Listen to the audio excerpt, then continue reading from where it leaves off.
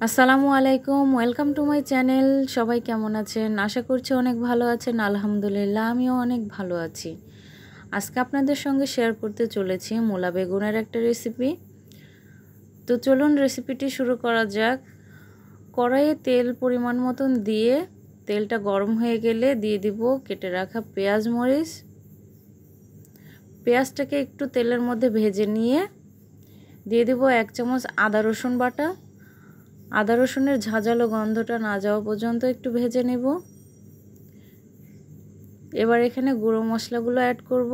1 চামচ হলুদ গুঁড়া, হাফ চামচ মরিচের গুঁড়া, আর 1 চামচ ভেজে রাখা জিরার গুঁড়া, আর স্বাদ মতন লবণ।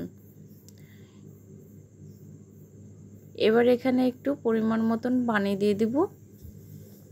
আমি টাকি মাছ দিয়ে আজকে রান্নাটা করব। তো মাছগুলো আমি এখানে ভাজিনি, কাঁচাই কষিয়ে নিব। আপনারা চাইলে কিন্তু ভেজেও নিতে পারেন।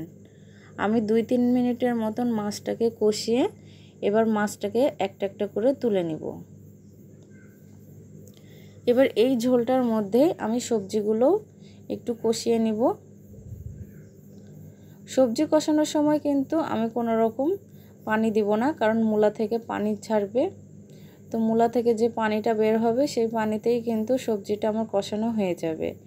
ভিডিওটা যদি আপনাদের কাছে ভালো লাগে তাহলে অবশ্যই একটা লাইক করে দিবেন, আর চ্যানেলটিকে সাবস্ক্রাইব করে আমার পাশে থাকবেন।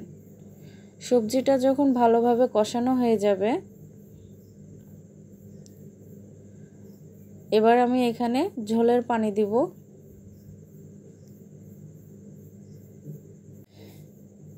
এবার বলক ওঠা পর্যন্ত অপেক্ষা করব। কিছুক্ষণের জন্য আমি ঢেকে রাখব। কিছুক্ষণ পরে যখন বলক উঠে যাবে তখন কষানো মাছগুলো এখানে দিয়ে দিব। সঙ্গে দিয়ে দিব ভেজে রাখা ডালের বড়ি।